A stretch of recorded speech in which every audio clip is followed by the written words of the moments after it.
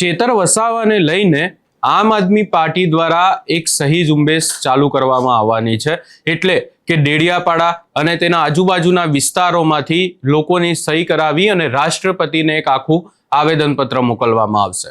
પરંતુ આ તમામ ચર્ચાઓની વચ્ચે આ રેલી થાય, આ ઝુંબેશ ચાલુ થાય એના જ પહેલા મનસુખ વસાવા દ્વારા આમ આદમી પાર્ટી ઉપર આકરા પ્રહારો કરવામાં આવ્યા છે. શું છે સમગ્ર મામલો, એની વિગતે ચર્ચા કરીશું. નમસ્કાર, હું છું ઉજ્જવલ અને આપ જોઈ રહ્યા છો નિર્ભય ન્યૂઝ.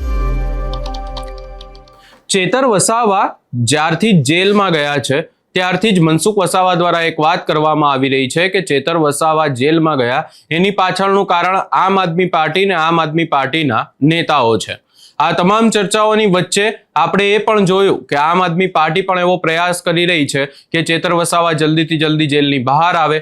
આ તમામ ચર્ચાઓની વચ્ચે આમ આદમી પાર્ટી દ્વારા એક સહી ઝુંબેશ આખું ચલાવવાની વાત કરવામાં આવી.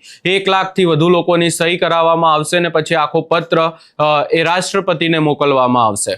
આ તમામ ચર્ચાઓની વચ્ચે હવે આ રેલી થાય, આખો જે ઝુંબેશ સહી ઝુંબેશ ચલાવવાની છે ચાલુ થાય એના પહેલા જ મનસુખ વસાવા દ્વારા આમ આદમી પાર્ટી ઉપર આકરા પ્રહારો કરવામાં આવ્યા છે. સૌથી પહેલા મનસુખ વસાવા દ્વારા શું કહેવામાં આવ્યું એ સાંભળી લઈએ. સંખ્યામાં આવીને રેલી કરવા જઈ રહ્યા છે ચેતર વસાવાની. સોમવારે લોકોનું એક કેમ્પેન છે, સહી કેમ્પેન.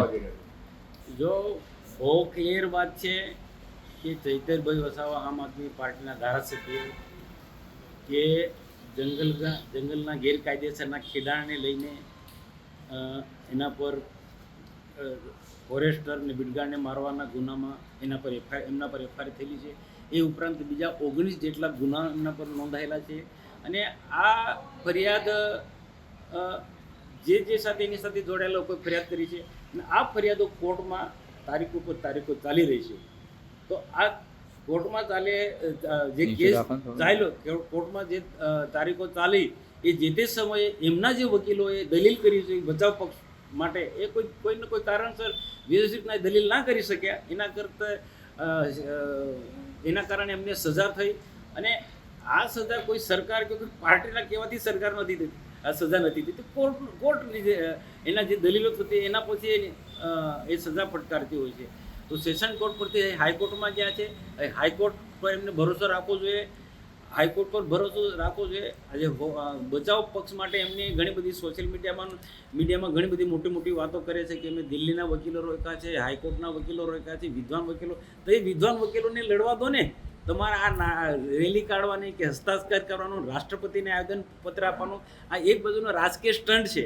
આમ આદમી પાર્ટીનો વ્યાપ વધારવા માટે આમ આદમી પાર્ટી આવનારા દિવસોમાં વિધાનસભામાં વધુ સારો દેખાવ કરી શકે એના માટેના પ્રયાસ છે. બાકી લોકોને આ ગેરમાર્ગે દોરણ બધાને બહુ ખ્યાલ છે કે કોર્ટ મેટરની અંદર રાષ્ટ્રપતિ પણ શું કરવાના હતા કે બીજા કોઈ પણ શું કરી શકવાના હતા, સરકાર પણ શું કરી શકવાનું હતું. એ કાનૂની મુદ્દો છે, કાનૂની રીતના લડાઈ લડવો છે. એમની પાસે વિદ્વાન વકીલો છે, સુપ્રીમ કોર્ટના 2 વકીલો રોક્યા છે, રાજ્યના પણ હાઈકોર્ટના પણ સારામાં સારા વકીલો રોક્યા છે. અને ગોપાલ ઇટારિયા જેટલો વિદ્વાન વકીલ એમને બીજે ક્યાં મળવાનો હતો? એને હાથ લેવો જોઈએ ને.